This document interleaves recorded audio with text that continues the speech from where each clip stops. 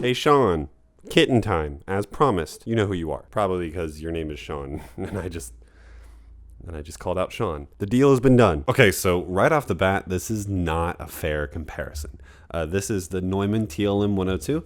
It's $700, and the AKG P170, representing the small diaphragm condenser, it's like $100. I'm testing the TLM 102 for an upcoming video, so subscribe, I guess, if you would like to see that. I also just wanted to have a point of comparison for what a large diaphragm condenser sounds like versus the small diaphragm condenser. And also, a lot of circuits are based off of the Neumann circuit, so it's a good starting point. Kind of a clickbaity title to say that a small diaphragm condenser is objectively better or in general better at capturing audio more accurately than a large diaphragm condenser.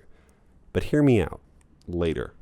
Let's do an intro first. Okay, fair bit of warning here. We're dealing with condenser microphones, and we're also dealing with a ground floor Brooklyn apartment. So there's going to be noise, and there's just not much I can do about it. As is the nature of any condenser, whether that's a small diaphragm condenser or a large diaphragm condenser. But anyways, let's go over the differences. Why didn't you tell me my guitar fell? How rude. So for the most part on this channel, we've talked about two distinct kinds of microphones, a dynamic microphone and a condenser microphone. And whenever we're referring to a condenser microphone, we're pretty much referring to a large diaphragm condenser. Dynamic microphones are going to be better at room rejection. They're also going to be better at controlling dynamics. You're not going to clip as easily. With a condenser microphone, you get more detail, sounds more natural, and also more sensitive, but at the cost of room rejection. But in general, that is an oversimplification because microphones come in all different shapes and sizes, and probably just outside the echelon of dynamic versus large diaphragm condensers, there's a few that come to mind. Ribbon microphones and small diaphragm condensers are probably the most common choices outside of dynamics or large diaphragm condensers. Now, small diaphragm condensers can come in a lot of different shapes and sizes. You might be familiar with the shotgun mic, which is commonly used in content creation because of its narrow pickup pattern. And in general is quite good for a large amount of detail in a concentrated amount of area. Well, that's a small diaphragm condenser. Here's an important point about condenser microphones. If you don't have a shock mount like this, you're going to pick up a lot of the vibrations from your room, including the heater from your building that was built in the 1800s, turning on. So if anyone's listening on monitoring headphones or monitors, you might hear a little rumble. Nothing I can control. So a large diaphragm condenser and a small diaphragm condenser are basically separated by the size of the diaphragm. Specifically, a large diaphragm condenser is anything above 1/2 inch, and a small diaphragm condenser is anything below 1/2 inch. This is an overgeneralization, but it's a good point to kind of distinguish the two. The whole time I'm filming this, you guys should know that there is a kitten attacking my butt. So if I seem a little off today, it's because I just got a claw mark in my butt. So generally, whenever you find a small diaphragm condenser, it's going to have a kind of a pencil-like shape to it, but it doesn't have to be. They can also be front-facing like a large diaphragm condenser is. Now, all this you probably already knew, or at least to some extent. It's kind of in the name, it's kind of in the form factor, but what exactly is the benefit to using a small diaphragm condenser as opposed to a large diaphragm condenser?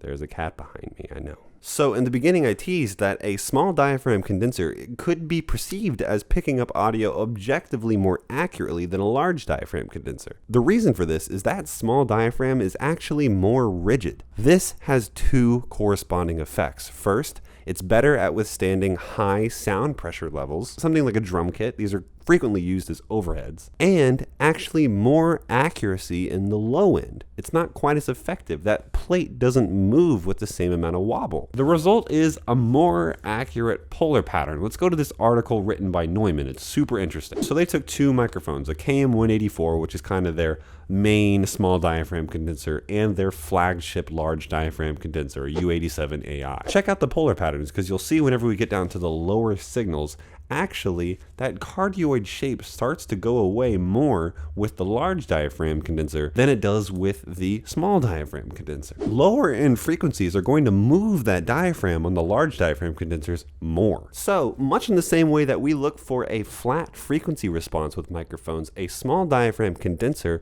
is a more uniform response. So, why aren't we all using it? A really interesting point of this article is it is actually that imperfection in the polar pattern on the Neumann microphone that actually may be the reason large diaphragm condensers are the more desirable choice. In other words, the human ear tends to like the non-uniformity of the large diaphragm condenser. It's perceived as being more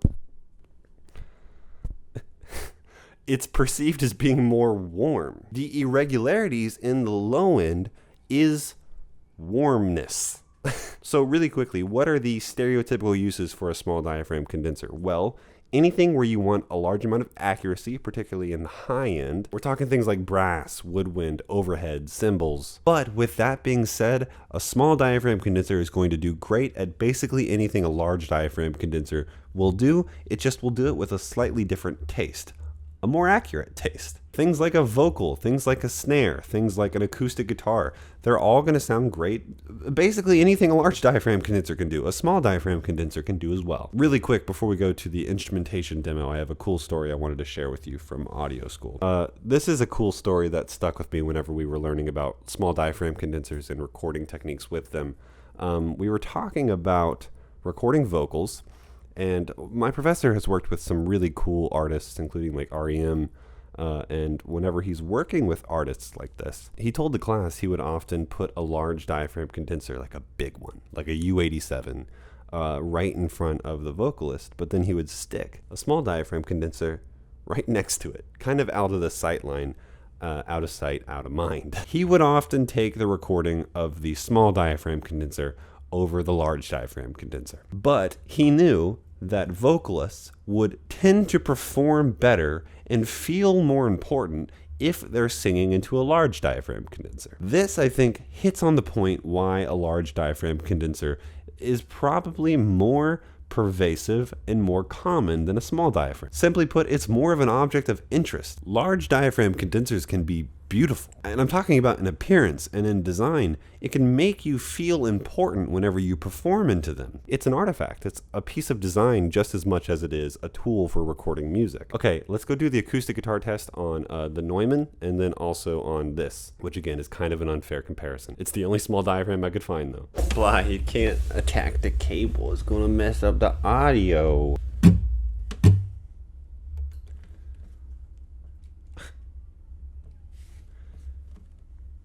Perfect.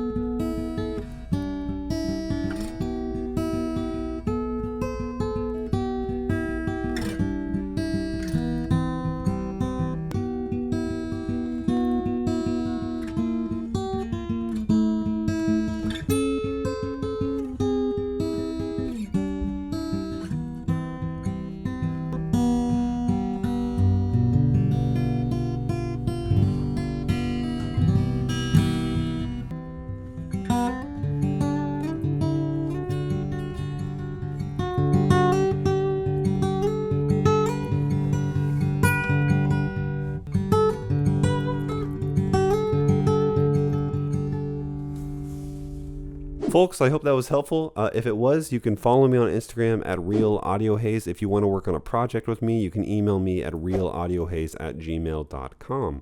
And with that, I'll see you in the next video.